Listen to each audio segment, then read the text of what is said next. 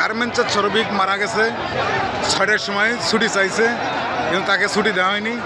7টার দিকে সে মারা গেছে। মারা যাওয়ার পরে শ্রমিক আজকে সকালেও একটা মারা গেছে।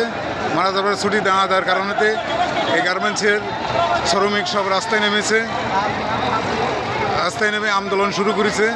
এই আন্দোলনের ভিতরে মনে করেন যে অনেক যানজটকা গাড়িগুলো সব আটকাই দিছে। দেখেন এই হচ্ছে গার্মেন্টসের পরিস্থিতি। এই পরিস্থিতি নিয়ে আমরা গার্মেন্টসের চাকরি করি, কিন্তু আসলে এক স্টাফকে আর এক স্টাফের কাছে ভালো থাকার জন্যে ছুটি চাইলে ছুটি দেয় না। তাতে করে আমরা খুব দুঃখিত, কেন দেয় না, তার জন্যে আমরা কঠোর ব্যবস্থা চাচ্ছি। এই ব্যবস্থা যত সময় কঠোর ব্যবস্থা যত সময় না হবে তত সময় আমরা রাস্তা ছাড় দেবো না। রাস্তায় সব গাড়িগুলো সব আটকানো, দেখছেন তো সব।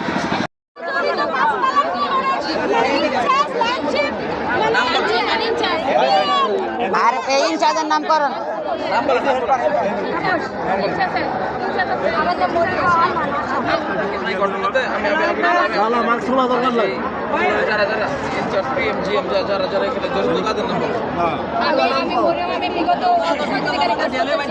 আসার থেকে আমার উপরে খারাপ দৃষ্টি, আমার উপর থেকে খারাপ দৃষ্টি।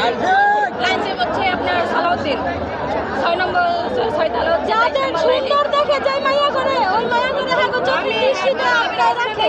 আমি প্রতিনিয়ত প্রতি ঘন্টায় আমার বিস্তৃতভাবে গালিগালাজ করে, যেমন গালিগালাজ করবে তেমন কাজ করে। আমি পিএম স্যারের কাছে ইনচার্জের কাছে আর ছুটির পরে 6টার পরে কাজ করাইবো, 5 করার পরে আমাকে কাজ করে 5 করে কাজ করবে। যত মারে অনেক এমন করে আমার হাত ধরে দাঁড়ানো করছে।